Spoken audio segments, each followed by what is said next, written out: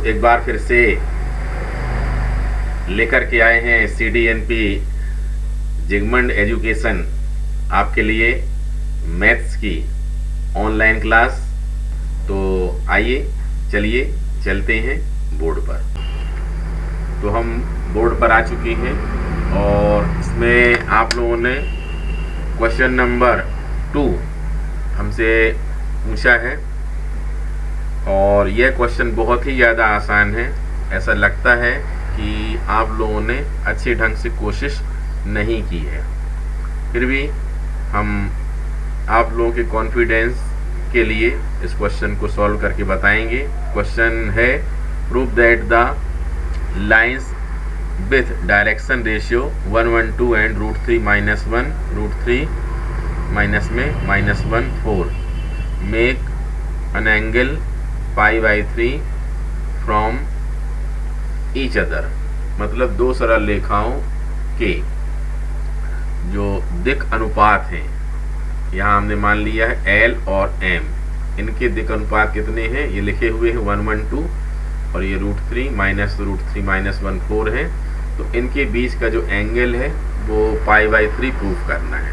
ठीक है, तो चलिए करते हैं। यहाँ पर सबसे पहले हमें क्या लिखना चाहिए? सबसे पहले हमें लिखना चाहिए गिवन में क्या क्या है ये देखिए। A1 B1 C1 इसकी वैल्यू कितनी है 1 1 2 एंड A2 B2 C2 इसकी वैल्यू कितनी है √3 - 1 -√3 -1 एंड 4। हमको क्या निकालना है? हमको प्रूफ करना है, तो प्रूफ सिद्ध करना है θ = π/3। बहुत आसान है। यहाँ पर सबसे पहले क्या लिखेंगे? Angle between two lines, Hindi में दो रेखाओं के बीच का कोण। थीटा होगा तो cos θ = A1 A2 + B1 B2 + C1 C2 upon √ A1² + B1² + C1² and A2² + B2² + C2²। अब हम वैल्यू लगा लेंगे। देखिए A1 B1 C1, तो ये A1 इंटू ये हो जाएगा 1 × √3 - 1। ठीक है, प्लस B1 B2, B1 की वैल्यू कितनी है 1। ठीक है, और यहाँ क्या है √3 - 1। ठीक है, अब प्लस कितना है बताइए C1 C2, ये है 2 × 4 होल अपॉन में कितना है ये देखिए A1² + B1² + C1², मतलब इनका स्क्वायर करके टोटल कर देना है। तो कितना आएगा लिखते हैं। यहाँ पर 1 का स्क्वायर 1, 1 का स्क्वायर 1, 2 का स्क्वायर कितना होता है बताइए 4। आगे देखें यहाँ कितना आ रहा है √3 - 1 का स्क्वायर कितना है A2² + B2² + C2²। ये है A2² + B2² + C2²। लगाया, ये हो गया A2², अब प्लस B2²। यहाँ देखें ये दोनों माइनस है। ठीक है, तो इसको माइनस कॉमन निकाल के √3 - 1 लिख सकते हैं इसको। ठीक है, अब जब इसका स्क्वायर करेंगे हम तो कितना हो जाएगा, ये माइनस माइनस क्या हो जाएगा प्लस हो जाएगा। इसलिए हम यहाँ पर डायरेक्ट लिख देते हैं, आप लोग भ्रमित नहीं होंगे, कंफ्यूज नहीं होंगे। √3 माइनस 1 का होल स्क्वायर। या एक मिनट, माइनस नहीं होगा, क्या होगा प्लस, क्योंकि माइनस यहाँ से निकाल लिए, माइनस यहाँ से निकाल लिए, कितना आ जाएगा, यहाँ भी प्लस हो जाएगा और यहाँ भी क्या हो जाएगा प्लस, तो बाहर निकल गया माइनस, कितना बचेगा √3 प्लस 1। तो डायरेक्ट क्या लिख देंगे यहाँ पर हम, √3 प्लस 1 का होल स्क्वायर। समझ गए, क्योंकि ये माइनस 1 का स्क्वायर कितना हो जाता है, +1 हो जाता है, कितना हो जाता है +1।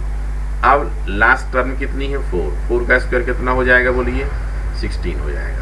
ठीक है, अब बस सॉल्व कर देना है। शायद आप लोगों से सॉल्व करते ना बना हो, इसलिए क्वेश्चन में प्रॉब्लम थी, बाकी ऐसा कुछ नहीं है इस क्वेश्चन में।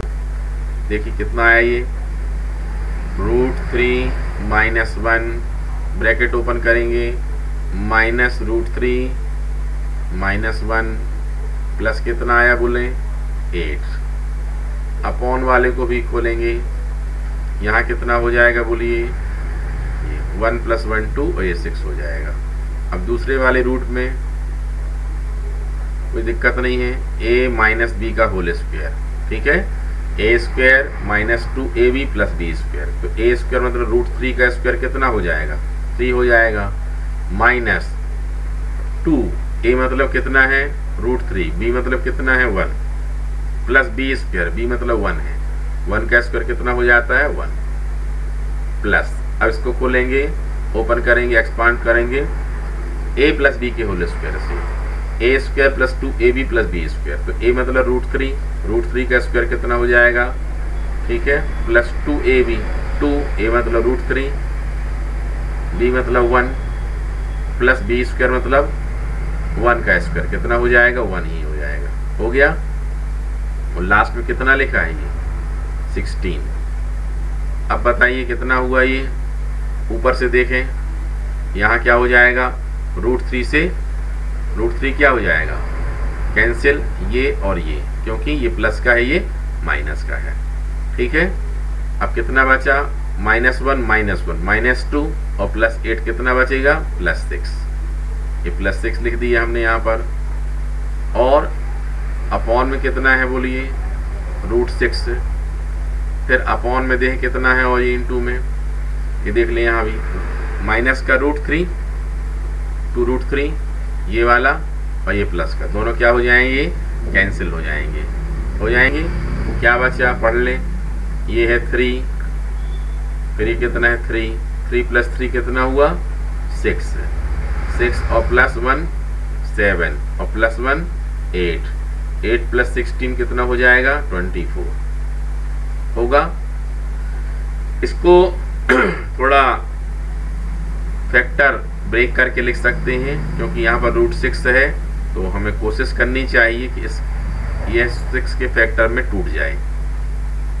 तो 6 × 4 कितना होता है 6 4 जा 24 होता है। ठीक है, ऐसा करने से हमें फ़ायदा क्या मिलेगा, ऐसा करने से हमें फ़ायदा मिला कि ऊपर आया है 6 और नीचे कितना है √6 × √6, तो कितना हो जाएगा बोलो 6, और 4 का रूट कितना हो जाएगा 2, 6 से 6 क्या हो जाएगा बोलिए कैंसिल। अब कितना आ गया 1/2, 1/2, ये किसकी वैल्यू थी cos थीटा। ठीक है, आप बताएं 1/2 कितने cos की वैल्यू होती है cos 60 की होती है। इस प्रकार से थीटा = कितना आ जाएगा 60 डिग्री, और अगर इसको हम पाई के फॉर्म में लिखेंगे तो कितना आ जाएगा ये π/3। जिन लोगों को 11th का नॉलेज ठीक से नहीं है उन लोगों के लिए हम यहाँ पर साइड में थोड़ा सा बता देते हैं, ये ध्यान से देख लो। जिनको ये अंश को रेडियन में कन्वर्ट करते नहीं बनता है, तो सभी स्टूडेंट्स को पता होना चाहिए कि पाई रेडियन = कितना होता है 180 डिग्री होता है। ठीक है, तो अगर हमें क्या करना हो, किसी भी डिग्री को कन्वर्ट किस में करना हो रेडियन में, जैसे यहाँ 60 है, ये 60 है, तो इसमें क्या करना चाहिए, इसमें π/180 का मल्टीप्लाई कर देना चाहिए। क्यों कर देना चाहिए? क्योंकि यहाँ से देखें 1 डिग्री की वैल्यू कितनी कहलाएगी, 1 डिग्री मतलब हो जाएगा ये पाई अपॉन 180, ठीक है। इसलिए हमने पाई अपॉन 180 का मल्टीप्लाई कर दिया। अब इसको कट करेंगे, 0 से 0 हटा दो, 6 की टेबल पढ़ो 3 टाइम्स, कितना आ जाएगा पाई अपॉन 3। कभी भी इसमें कंफ्यूज बिल्कुल भी ना हो। अगर क्या करना हो, हमें कभी भी डिग्री को रेडियन में कन्वर्ट करना हो तो क्या करना है, पाई अपॉन 180 का मल्टीप्लाई कर दें, ठीक है। जस्ट अपोजिट इसका अगर हमें क्या करना हो, अगर हमें कन्वर्ट करना हो किसको, रेडियन को किसमें, डिग्री में। अगर रेडियन को डिग्री में करना तो उल्टा कर दो। जैसे यहाँ पर कितना बोलो, पाई बाई 3 है। अब ये रेडियन में है, ये आंसर रेडियन में आया, ये इतने रेडियन है ये। अब इसको हमको कन्वर्ट करना है डिग्री में, तो इसका just opposite means 180 upon pi, 180 upon pi का मल्टीप्लाई कर दो, ठीक है। तो क्या हो जाएगा, पाई से पाई क्या हो जाएगा, कैंसिल हो जाएगा। ये पाई से पाई क्या हुआ, कैंसिल। और ये टेबल पढ़ लो, 3 6 18, कितना आ जाएगा ये 60, मीन्स पाई अपॉन 3 की वैल्यू कितनी आ गई, 60 आ गई, ठीक है। अगर कंफ्यूजन हो तो उसको फिर से देख लें, लेकिन 12th स्टैंडर्ड में है, ये बहुत छोटी सी बात है, आप सभी लोगों से अच्छे से बनना चाहिए। तो ये क्वेश्चन समझ में आ गया होगा और देखा भी होगा कि कुछ भी नहीं था, सिर्फ कैलकुलेशन करते नहीं बना होगा, इसलिए कर नहीं पाए हैं, ठीक है। तो अब क्वेश्चन नंबर 3 देखते हैं। हमने यहाँ पर लिखा है बोर्ड में, क्वेश्चन है 3 स्ट्रेट लाइंस हैं और उनके डायरेक्शन रेशियो हमें दिए गए हैं, ठीक है। प्रूफ करना है कि ये क्या है, म्यूचुअली परपेंडिकुलर है ये, ठीक है। आपस में कैसे हैं, ये लंबवत है। तो देखें 3 लाइनें हमने मान ली हैं, P Q और क्या मान ली है, R। इनके दिक् अनुपात 1 2 3, डायरेक्शन रेशियो 1 - 2 1, 4 1 - 2 है, ठीक है। हमें प्रूफ क्या करना है, ये म्यूचुअली परपेंडिकुलर है, मतलब आपस में क्या है, लंबवत है। मतलब ये इस वाली लाइन के साथ में यहाँ पर 90 डिग्री होगा और इस वाली लाइन के साथ भी कितना होगा, 90 डिग्री होगा, और इसके साथ भी कितना होगा, 90 डिग्री होगा। ये सभी 90 डिग्री होंगे, ठीक है।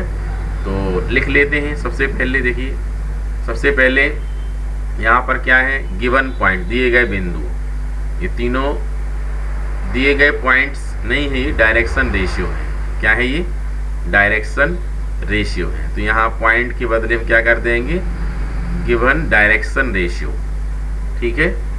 गिवन डायरेक्शन रेशियो, दिए गए क्या, दिक् अनुपात,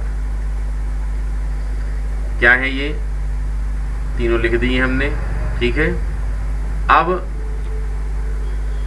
2 रेखाओं के परस्पर लंबवत होने की कंडीशन, कंडीशन फॉर परपेंडिकुलर, ठीक है। इसकी लंब की शर्त क्या होती है, ये आप लोगों को अगर याद नहीं है तो क्वेश्चन सॉल्व नहीं कर सकते।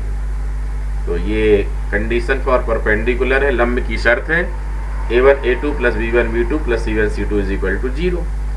तो यहाँ पर सबसे पहले क्या लिया गया है, P और Q लिया गया है। तो P में जो 1 2 3 है, 1 2 3 मतलब ये क्या हो जाएगा, ये हो जाएगा a1 b1 c1, और Q वाला जो हो जाएगा वो हो जाएगा a2 b2 c2।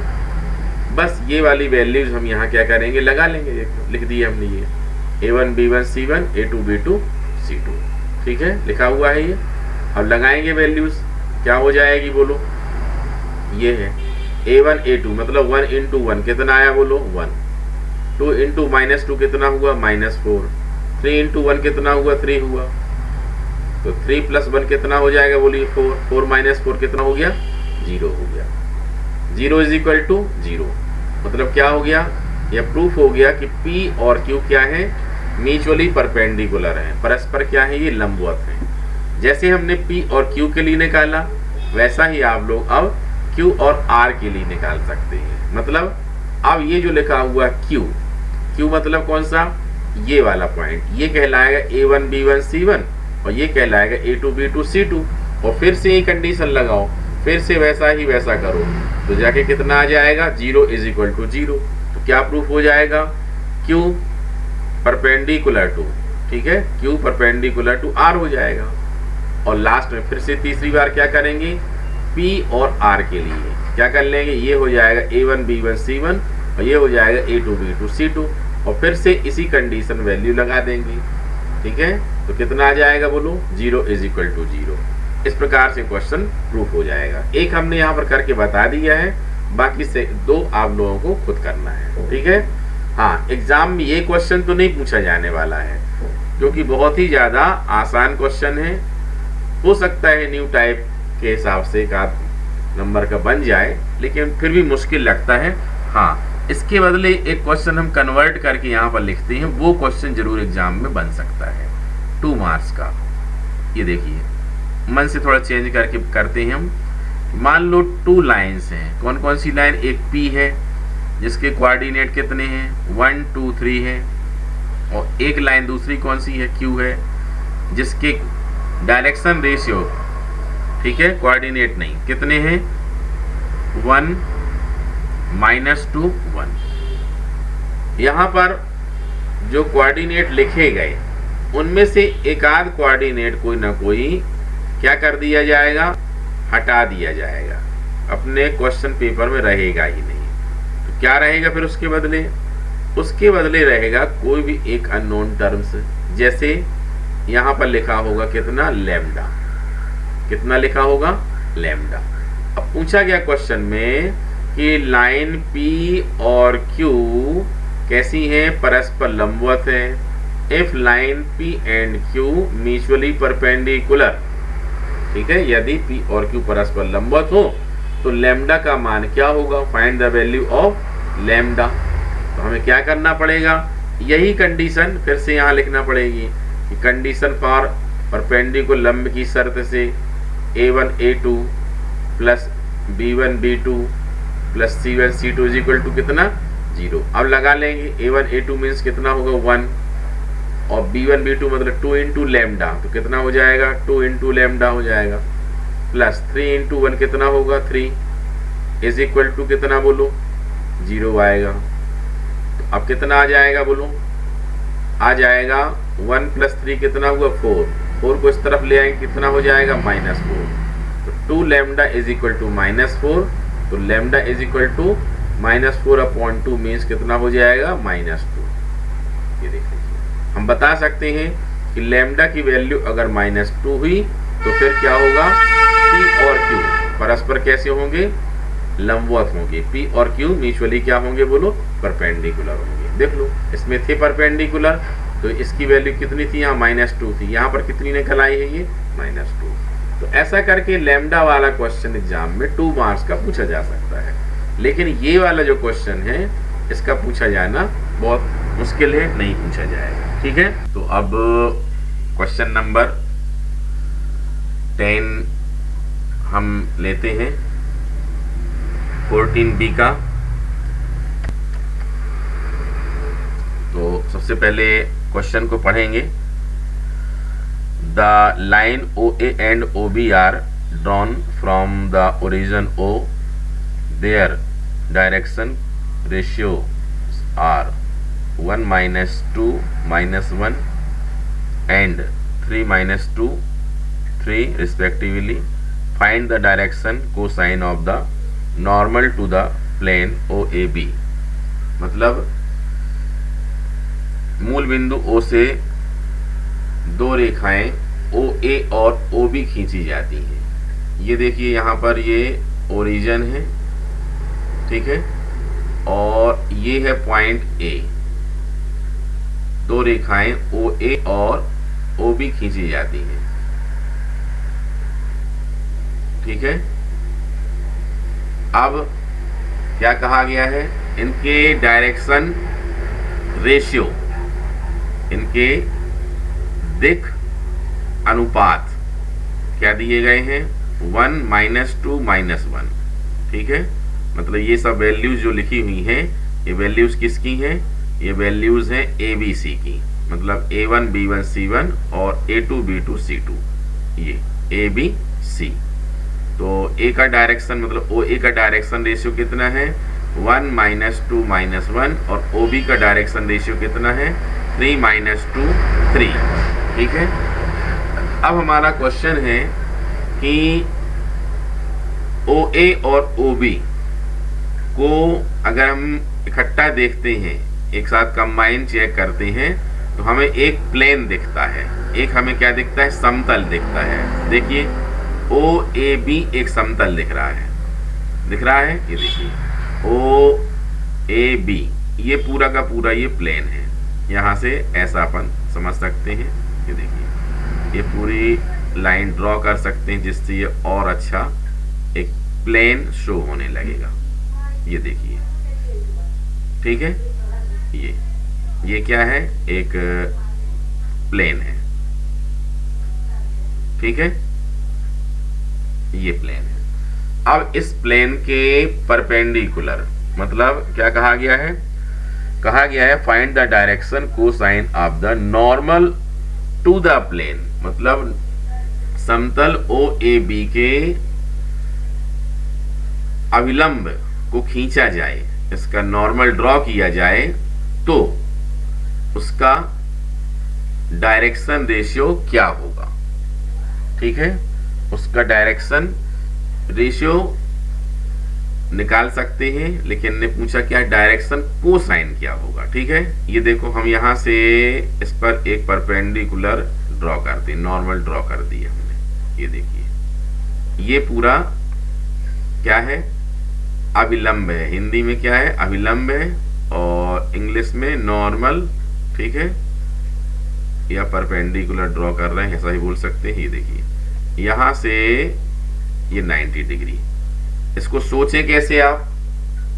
जैसे फर्श में हम क्या करें, एक छड़ी को खड़ा रखें, तो छड़ी क्या होगी? फर्श के साथ में 90 डिग्री का एंगल बनाएगी। तो ये जो OAB ये क्या फर्श है ये, ठीक है, और उसके ऊपर ये छड़ी को हमने क्या कर दिया? खड़ा कर दिया है। कितना एंगल बनेगा? ये 90 डिग्री का बनेगा, ठीक है। इसको हम क्या कर लेते हैं?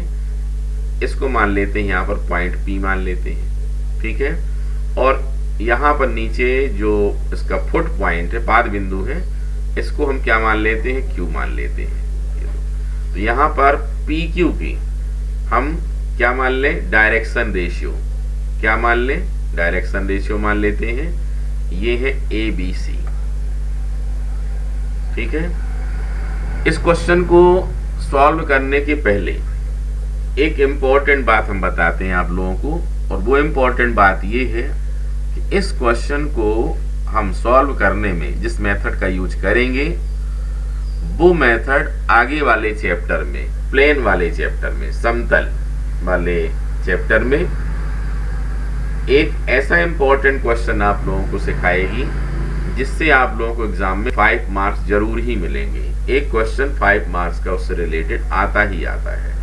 इसलिए इस मेथड का जो हम यूज करने जा रहे हैं, उसको आप लोग सिर्फ एक क्वेश्चन के लिए ना समझें। यहाँ पर हम कभी भी मैथ्स में कोई क्वेश्चन समझाते हैं, तो उसमें सिर्फ उस क्वेश्चन पर हमारी बात केंद्रित नहीं रहती है। क्यों?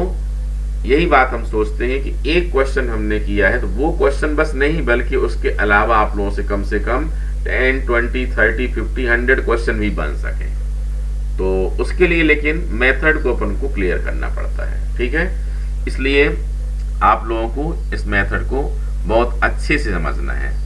यहाँ पर क्या देखें हम? यहाँ पर हम देखें कि जो परपेंडिकुलर या नॉर्मल अभिलंब है PQ, वह किसके लंबवत है? OAB, ठीक है। अगर समतल OAB के लंबवत तो क्या कहा जा सकता है कि PQ OA के भी लंबवत होगा। ये देखिए OA, ये OA है ये लाइन, ये पूरी यहाँ से ये OA है ये, ठीक है, ये OA है, और ये क्या है? ये PQ। तो यहाँ पर ये क्या होगा? ये लंबवत, मतलब OA के लंबवत होगा। इसी प्रकार से किसके लंबवत होगा? ये OB के भी लंबवत होगा, ठीक है। तो फर्स्ट हम तुरंत में मान लेंगे कि let direction ratio of normal PQ is ABC। Hindi वालों को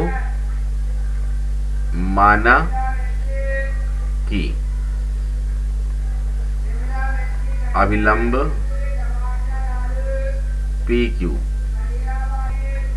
के दिक् अनुपात ABC। ठीक है, अब यहां पर हमको गिवन में क्या है, गिवन में डायरेक्शन, गिवन में है डायरेक्शन रेशियो ऑफ क्या OA इज, OA कितने हैं 1 -2 माइनस, हिंदी वाले के दिक् अनुपात लिख सकते हैं ऐसा हिंदी में करना है तो, और OB के कितने हैं, ये हैं 3 -2 3। ठीक है, नाउ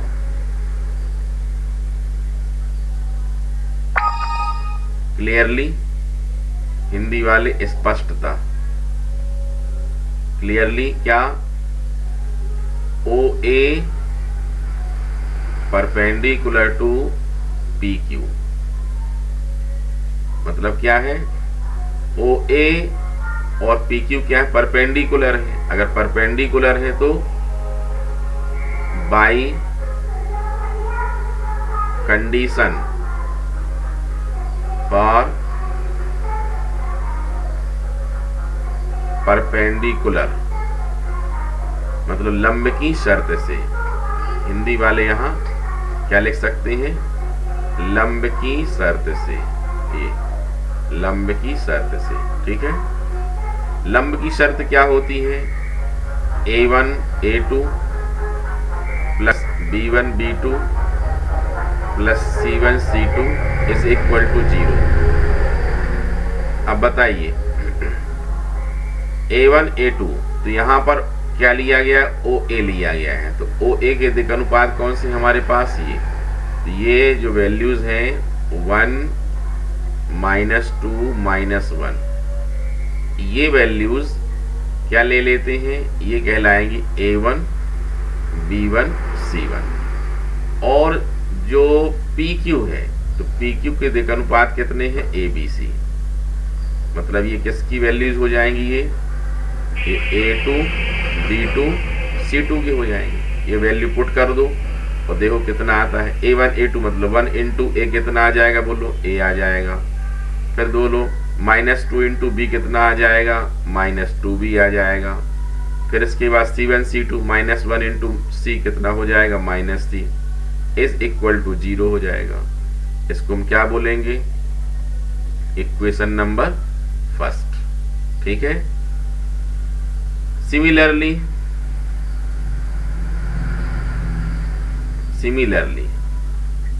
इसी प्रकार हिंदी वाले क्या है, जैसे OA लंब है PQ पर, तो वैसे ही क्या है, OB भी लंब है PQ पर। ठीक है, OB is perpendicular to PQ।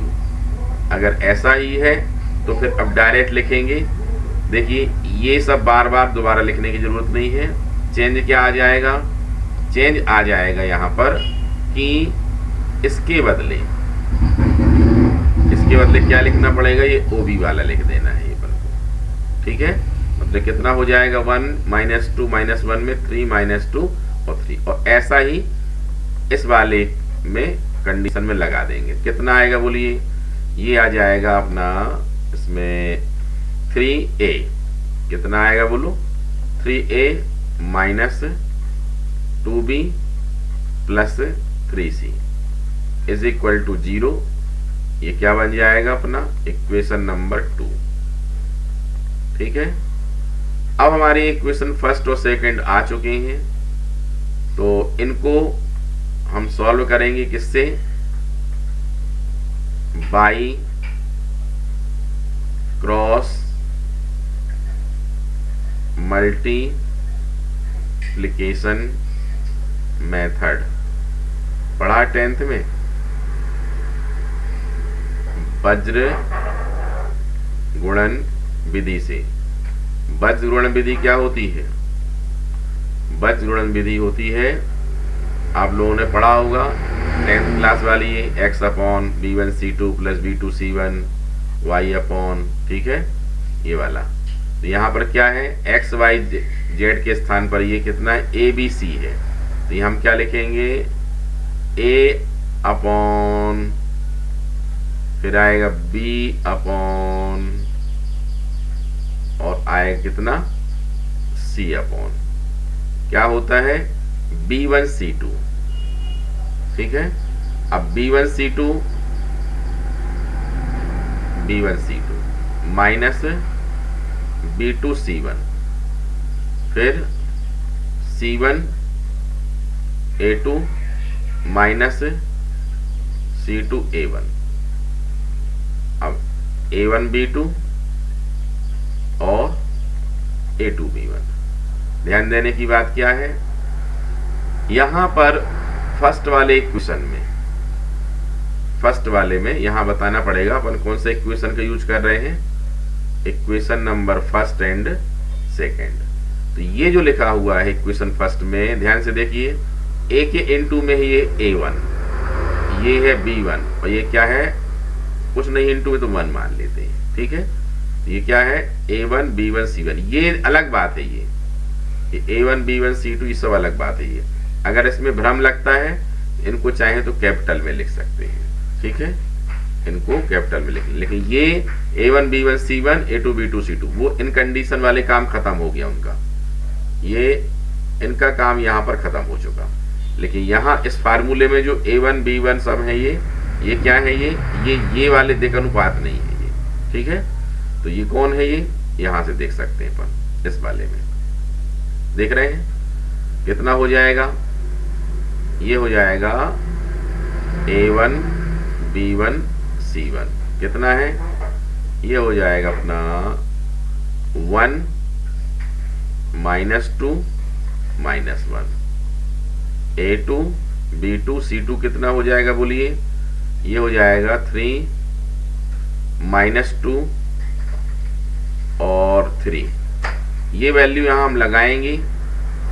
अब देखो कितना आएगा, ये आएगा b1 c2 क्या होगा, देखिए यहां पर ये है b1 c2 -2 3, कितना हो गया, -6, ठीक है। फिर क्या है b2 c1, ये है b2 c1 -2 इंटू -1, कितना हो जाएगा, +2, और ये फार्मूले का माइनस, इसलिए कितना आएगा, -2। अब b अपॉन क्या है, c1 a2, c1 ये है और a2 ये है, मतलब 3 -1 कितना हो जाएगा, -3। फिर देखिए c2 a1, c2 कितना है 3, a1 कितना है 1, कितना हो जाएगा 3 इंटू 1 मतलब 3, ठीक है। इसके बाद देखिए a1 b2 ये हो जाएगा -2 और a2 b1 ये हो जाएगा 3 इंटू -2 -6, माइनस माइनस क्या हो गया, ये प्लस हो जाएगा, ठीक है। इसको सॉल्व करेंगे, कितना आ जाएगा बोलिए, ये आ जाएगा a upon -8 is equal to b upon -6 is equal to c upon 4। Minus double place में है तो हम माइनस से मल्टीप्लाई या डिवाइड कर सकते हैं, तो कितना आएगा, और भी कर सकते हैं इसमें, कितने 2 से, -2 से। देखिए अपॉन में जो वैल्यूज होती हैं, अगर उनमें हम किसी नंबर से डिवाइड कर सकते हो तो सिंपल करने के लिए उसको डिवाइड कर सकते हैं।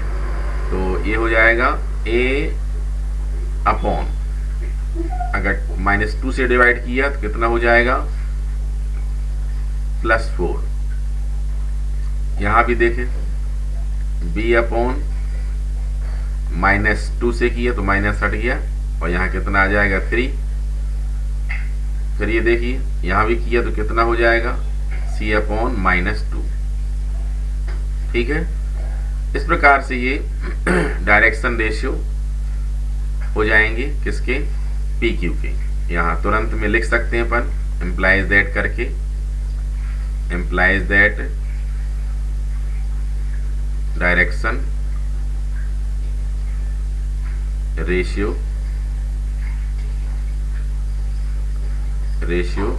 ऑफ PQ, हिंदी में PQ के दिक् अनुपात क्या हो जाएंगे, 4, 3, -2।